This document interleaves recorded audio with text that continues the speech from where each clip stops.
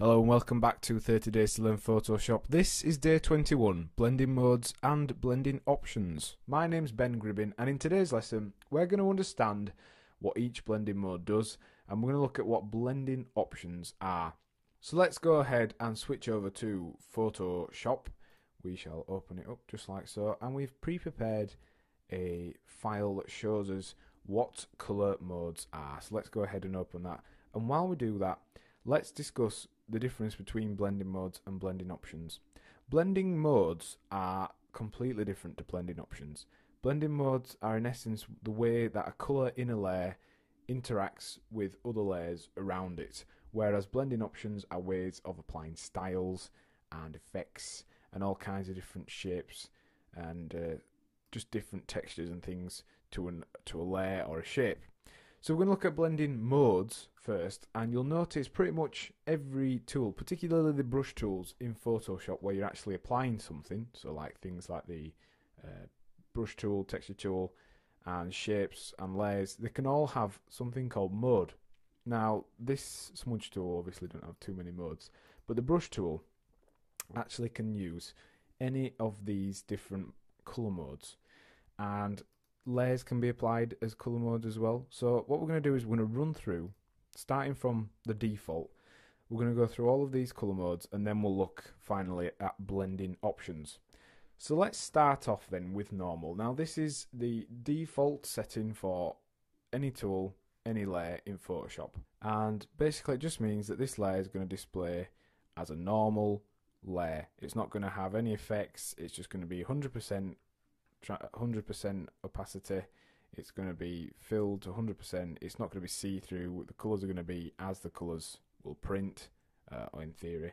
So that's what normal is, just a normal default setting. It's going to be what you want most of the time. However, let's switch to dissolve now. So let's put this dissolve layer on. See, now we've set our layer to dissolve on this panel. If we were using the brush tool, we would set it to dissolve here.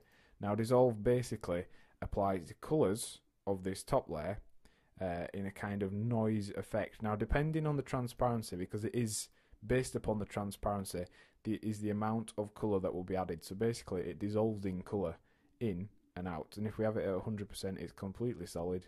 If we lower it and lower it and lower it, it allows us to add noise and also transparency, so we could add noisy colour to a layer that's below it. So that's dissolve.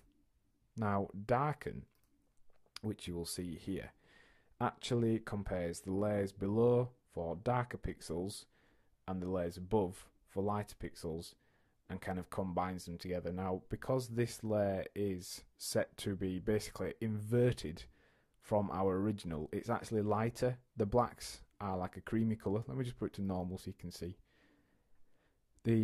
The black colours are white, and the greeny turquoisey colour that we had before, or browny green colour there, has gone to a turquoise colour which is lighter. So when we apply it to be a darker option, it's not doing anything, purely because it's lighter than our layer below. So that's why that's doing that. Then we have multiply. So multiply, let's just make sure we've got multiply on there. Multiply is similar to darkness. It combines the darkness from the lower layer, so we've got all this black, as well as the darkness from the upper layer, and any white areas would actually become transparent. So because we don't have anything around this circle anyway, it's transparent, but if it was white it would be completely see-through, which is darker than this lower colour. That gets applied, but obviously nothing's darker than black, so the black from our original layer actually remains. Then we've got colour burn. So let's turn on our colour burn layer. Colour burn essentially adds the colour from the upper layer and combines it with the lower layer. So it keeps darker areas but adds the colour. So no area on our image actually ever gets lighter when we're using colour burn. And next we have linear burn. So let's turn on our linear burn layer. Linear burn is in essence like multiply, but the results are a lot more intense. So if we just show you multiply has got the darker than the light setting on, but linear burn is essentially a really intense version of that, and because it's quite a dark murky image, it is just black in that case. Next we have lighten. So let's turn on our lighten layer. Lighten just tones up the image, and you can see it's very subtle. It compares the two layers, uses the lighter of the 2 pixel values. So we set this layer to be a kind of almost black but not quite grey layer. So as you can see, we're toggling that on and off, and the black on our lower layer is just slightly changing to a lighter colour. And using lighten, no part of your image will get any darker. Next we've got screens. Let's turn on our screen layer. Screen actually brightens by lightening the lower layer based upon how light the upper layer is. So in this case we've got a really light colour compared to the darker original layer, so it lightens it up, and you can actually use this to be able to auto correct exposure problems on photographs and things like that. Then we've got colour dodge. That's the next one. This has got the exact same colour applied to it as the screen layer, and what it does basically is it lightens up the layers, resulting in a lot lighter image here. No part of the image will get darkened, and dodge actually just means to basically lighten, so it's a quite extreme lightening. Linear dodge is very similar to screen, which you can use to auto correct exposure, but it is a lot more intense. So as you can see there, compared to our screen, so okay, linear dodge is a lot lighter and a lot more contrasty. Overlay actually multiplies the light colours and then screens out the dark colours. So it's just an enhancer really, and you can see here the black pattern here has remained, but it has applied this colour to the lighter areas. Then we've got soft light, hard light, vivid light, linear light, pin light. Now all the lights are pretty much related. Soft light will actually make sure your darker tones are multiplied, and it screens the lighter tones. Let's turn that on. You can see there it's maintaining some of the pattern, but it's applying this colour to the lighter areas of our pattern. And then hard light is multiplying the dark colours, and it screens out the light colours. Vivid light, let's go on to that one. Vivid light is really intense, and what that does is it dodges or burns the lower layer pixels depending on how bright or dark, or when compared to neutral grey, the upper layer is. And that works on the contrast of the lower layer. So you can see that there it has completely burnt out areas here and dodged the pattern and lightened it up depending on the tone of the layer we're actually applying.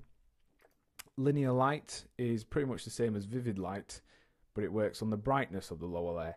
So if this image down here was brighter, then it would actually directly affect our linear light. And pin light, very similar to linear light, changes the lower layer's pixels depending on how bright the pixels are in the upper layer. So it kind of acts a bit like multiply when the upper layer's colour is darker than neutral grey, and it acts like screen if the upper layer colours are lighter than neutral grey, which in this case they are because we've got that very bright rainbowy effect. So then we've got difference. Let's turn our difference layer on. Difference reacts to the differences between the upper and lower layer pixels in darkness and lightness. Large differences are lightened in terms of the colour, and small differences actually darken the colour, so you can see that there. Then we've got exclusion, which reacts differently again based upon the differences, and it actually masks the differences between the lower layer and upper layer darkness. So you can see here it's used the darkness and it's actually applied the colouring to the darkness as a kind of mask. Next we've got hue. Hue changes the hue of the lower layer to the hue of the upper layer, but leaves brightness and saturation alone. So if we put that on, it's added this colouring to the layer for us, whereas saturation changes the saturation, as its name suggests, of the lower layer to the hue of the upper layer, but then it leaves brightness well alone. Colour changes the hue and the saturation of the lower layer to that of the hue and saturation of the upper layer, but it doesn't make it any brighter or luminosity. Doesn't change that whatsoever. And then finally, luminosity changes the luminosity of the lower layer to that of the upper layer. So you see here we've got the gradient we've applied, but it actually leaves hue and saturation the same. So that has actually resulted in the colouring being removed from that layer. So that's blending modes then. Quite a lot of them, quite detailed. You're probably best off experimenting with them and playing around and seeing what you can achieve with them. However, we're now going to show you blending options. So let's create a new document, and we're going to just put a random shape into here. Let's find our shape tool. Just put a rounded rectangle in just like that. And you can see that's got a gradient applied. Now we've shown you gradients already and we've shown you shapes. This is kind of a way of combining gradients and styles and all kinds of stuff into one of our shapes. So let's just put it to normal blending mode, and you'll see here we've got this little menu here which you probably haven't seen before on any of our videos. So we're going to show you how we've done this, how we've applied a gradient like this to our shape. If you double click on the layer anywhere, you get this all new menu that you won't have seen called layer styles, or in other words blending options. And what these do are directly affect the appearance of our layer. You can do them to layers or shapes or text, and they literally just allow you to apply things like drop shadow. Let's just turn our gradient off so you can see this. You can apply drop shadow, and you can set blending modes of the effects you're applying. So it's important you do understand blending modes because they affect the way things are displayed. You can change the distance, the spread, the size, the angle, the amount of noise. So basically anything you'd want to do for things like that. Then we've got inner shadow, which is essentially the same thing, but it's a way of being able to make your objects appear as though they are embedded or embossed, set back, whatever you want to call it. Again, all the same options. Noise, we can actually set the how solid the inner shadow is, the distance, the angle. This option here, global light, is quite important because if you turn that off, we could have a drop shadow on the outside of our image, and we could have an inner shadow on the inner side of our image as though they were coming from different light sources. So sometimes you'd want to do that, and that's how you do that. But if you tick on global light, when you change this angle now, you'll notice all your other styles and effects are actually affected by that. Then we've got outer glow. Outer glow literally just applies a glow along the outer edge of our image. So here we've got a really light green glow. We can do the same. We can do an inner glow, changing the colour simply by clicking on this option here and clicking onto that, and then you can set the size, choke again, so you could have a completely, basically an outline of your image. You can set all the blending modes of your outer glow. You can change the noise, the opacity. You can also set what kind of shape it is, so you can have different shaped inner glows. Then you've got bevel and emboss. Now this is a way of being able to make your objects appear as though they are three-dimensional and have shadows and highlights. So you can set all these different bevel options, embossing, pillow emboss, stroke emboss. But if we just show you how to bevel, we can put it on a hard, chisely sort of appearance, which is almost as though it's being carved from wood or stone. And we can set the size again. We can do soften to just soften it out a little bit at the edges. We can set the direction upwards or downwards. We can change the size and we can soften it out. We can use global light again to give the angle, or we could set our own angle. And this time, depending on where you place this crosshair, is actually where your chisel's going to be. So it's got an angle and a distance sort of setting within this circle. You can set the altitude as well, which is how high the light source is coming from. And again, you can change the shape of the contour itself. You can make sure it's anti-aliased, so it's a little bit smoother. You can set the screen modes. You can set the blending modes of the highlight and shadows, and also you can set the colour of both of these. So if you wanted, you could have a nice light grey in a normal colour, or let's do it to a green colour, sorry. Let's do it something like that, and then change the shadows again to a different colour, set that to normal, and you can see our shadows have changed. We can make that as our default blending or bevel and emboss style. We can add a contour, which again is just more shaping, and we can actually make our own custom shapes using this mapping feature here. And we can add a texture to our bevel and emboss, so you could add a wood, or we could add that pattern. You can literally do pretty much anything you want using this tool, so it's very, very flexible, quite useful. We use it quite a lot. Then you've got satin, which applies a kind of overlay, which is kind of used to make metallic effects.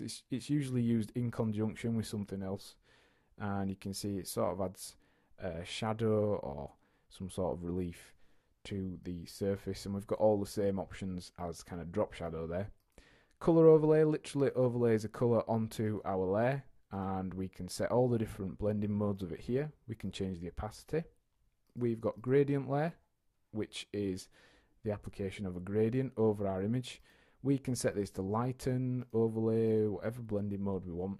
We can have it interact with the other styles. We can change the gradients just like we change our gradient tool, and we can also do the custom settings, so we can tweak where the gradients happen, where the fades are, whether it's transparent or not. Then we've got pattern overlay, which again is very, very similar, but it just allows you to overlay a pattern.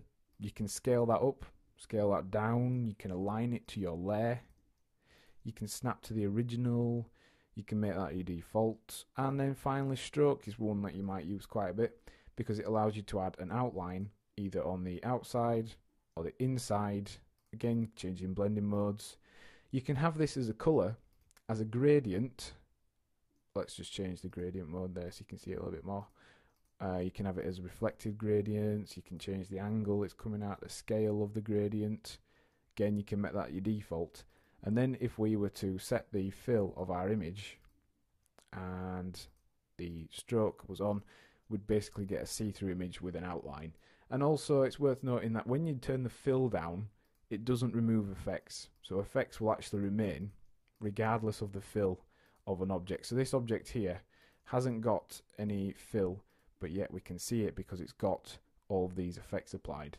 And if you want to quickly toggle effects on or off, just hit that little I button there. If you can't see that, it's under a drop down menu under your shape, and you can actually toggle each image effect on or off.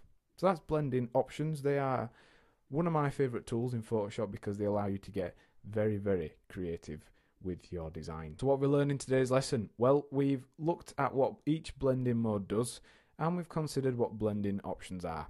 And your task for the lesson is to experiment with blending options, i.e. the shapes, on a shape layer to create effects such as a wood effect or a chrome style. Also, add a layer over the top of a photograph and then fill that layer with a colour and practice using the blending modes. Just play around with the layer and see how it interacts with the photograph below it. Next time on 30 Days to Learn Photoshop, we'll be looking at smart objects. Thanks for listening.